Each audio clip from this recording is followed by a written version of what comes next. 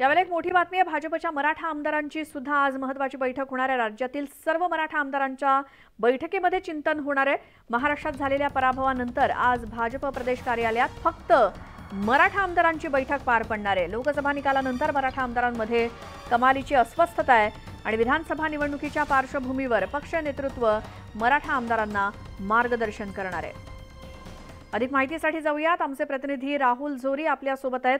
राहुल, असे किती मराठा आमदार आहेत भाजपचे ज्यांना पक्ष नेतृत्व आज मार्गदर्शन करणार आहे? राज्यातील सर्वच मराठा आमदार जवळपास 105 पैकी मराठा आमदारांची जर संख्या जर लक्षात घेतली तर 50% जास्त मराठा आमदार हे भाजपमध्ये आहेत।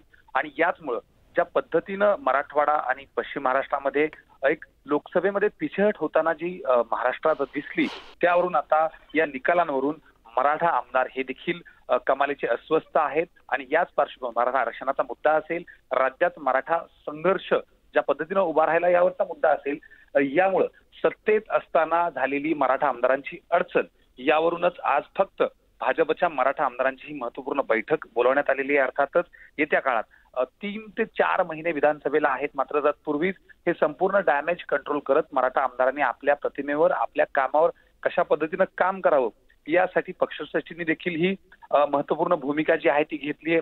आणि त्यामुळेच मराठा आमदारांच्या बाबतीत आता भाजप नेमकं कशा पद्धतीची रणनीती आखते हे देखील पाहावं लागेल। बिलकुल राहुल, धन्यवाद या माहितीसाठी।